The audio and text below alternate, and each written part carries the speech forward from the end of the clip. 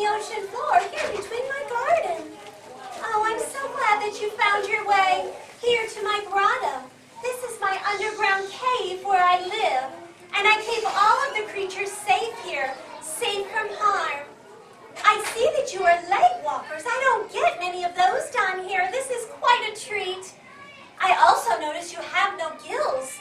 Is anyone feeling faint from holding their breath? No. No one? Oh, he's turning a bit blue. Keep an eye on that one. Oh dear, oh dear. Well, I'm so glad to have you here in my home with all of my friends. I'm Ariel. I'm the mermaid daughter of King Triton. Oh, Father, I loved you so. It's as if your presence is here with us today. Well, I created this grotto to keep all safe, and I've learned that through my life. I would love to tell you the journey of my heart and how I have come to be so happy here under the sea. Now, some of this story you may have heard of before, but some of it I haven't told to another living soul, but I'd like to share it with you today. I see that down here in the grotto, we've had some jellyfish gather. They feel very safe here, and I want them to stay that way. So we'll stay quiet so they don't get scared. I've also noticed we have a little school of fish that are curious about you, but they're a skittish lot. They're sure to dart away soon.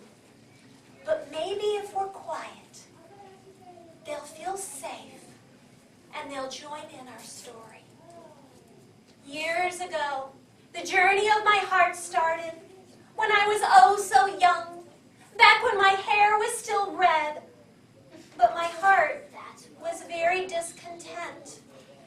I wasn't happy with who I was or with where I was, which is really quite surprising because look at this trove, treasures untold. How many wonders can one cavern hold? Wouldn't you think I'm the girl who had everything?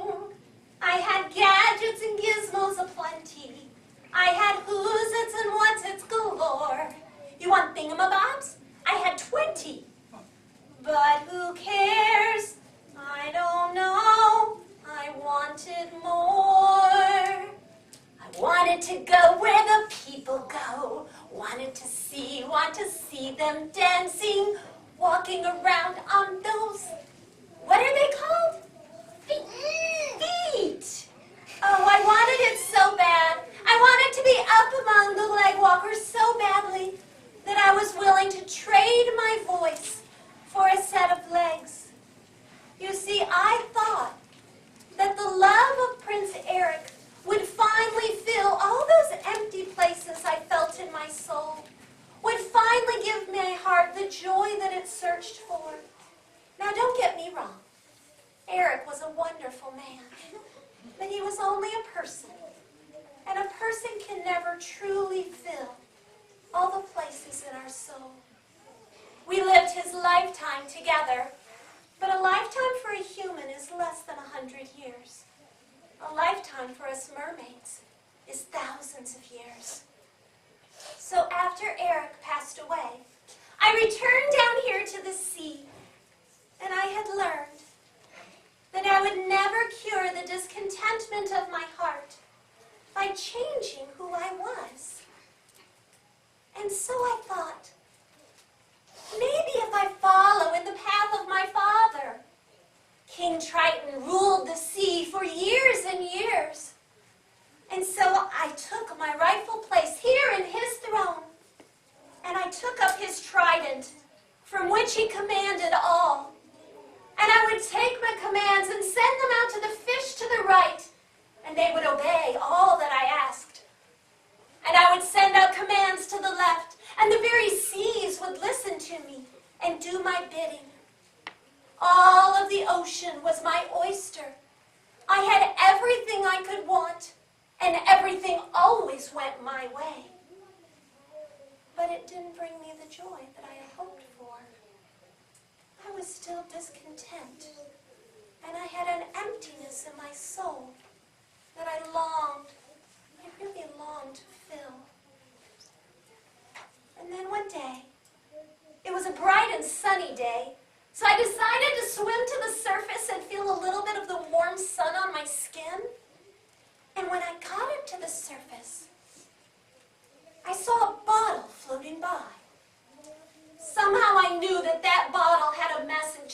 wanted just for me.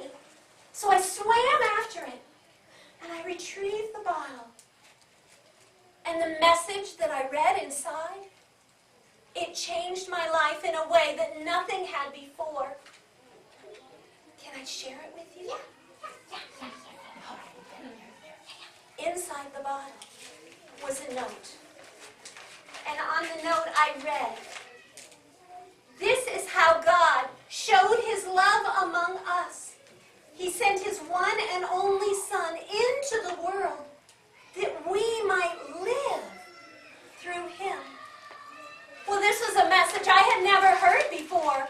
That there was a God who loved me. There was a God who even loved Ariel.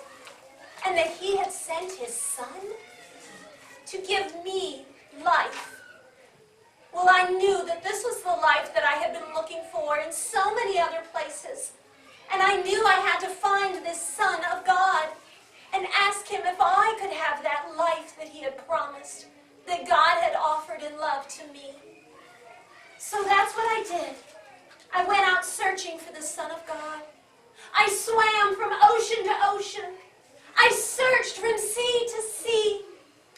And it was all the way on the other side of the world, in one of the tiniest seas that there was, the Sea of Galilee, that I finally found who I was looking for. I swam to the surface and I saw out on the beach there was a man. And people followed this man and they listened to him. He had a whole group of men that stayed with him always, called his disciples. And this man they called Jesus would tell stories. He told stories of a kingdom that belonged to his Father, a kingdom of love that everyone was invited to, that everyone was welcome to join in on. All they had to do was to believe in him and to love Jesus. And I loved to hear those stories. And they filled me with a wonder that kept me returning again and again to that beach. Because I wanted to hear more from this man they called Jesus. And then one day something amazing happened. There was a man over in the corner of the beach. He was covered in sores. There was boils all over his skin. Everyone else avoided the man. But Jesus saw him. And he approached the man, and not only did he draw near, but he reached out and he touched his very diseased skin. And the skin was cleared at Jesus' touch.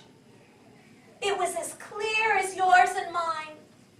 And I knew on that day, truly this is that Son of God. So I would return again and again, and many came to hear the stories of Jesus. So many came, and at times they would stay so long that they would grow hungry. And Jesus was able to create food for them from almost nothing, and he gave it to them in love. I knew that this was a man that would have the life that I had longed for, that life that I had looked for, that would fill the empty places in my soul that nothing else had reached. I knew it when I saw that there were those who others would push away, but Jesus would call them near. He would say, "You are fine just as you are. Come near to me." I longed to come near to Jesus. I longed to tell him how much I loved him, how much I wanted that life that he said that he had just for me. But what could I do? I was here in the ocean, and he was way up there on shore. And I thought, what would I give if I could live out of these waters? What would I pay to spend the day, Jesus, at your right hand?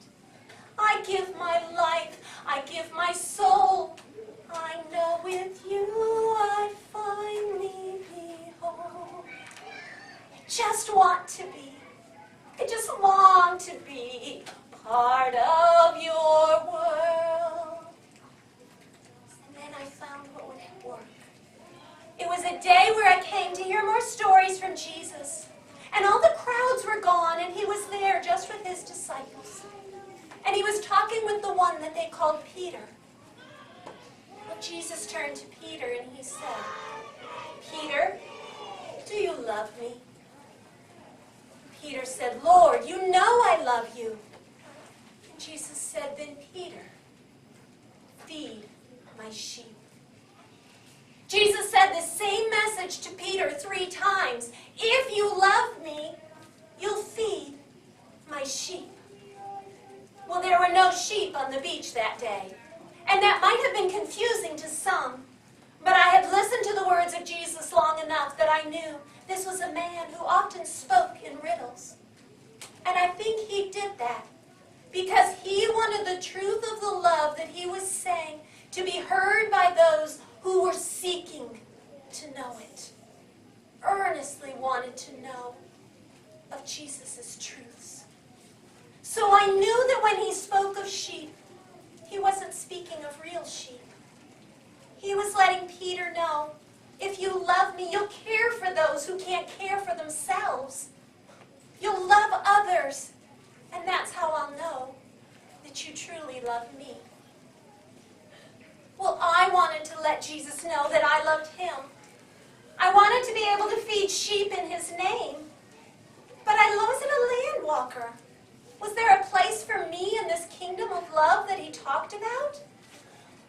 And then I thought, well, just look at the world around me, right here on the ocean floor. Such wonderful things surround me. What more could I be looking for? Under the sea, under the sea. I'll make things better down here where it's wetter for Jesus from me. And that's what I've done.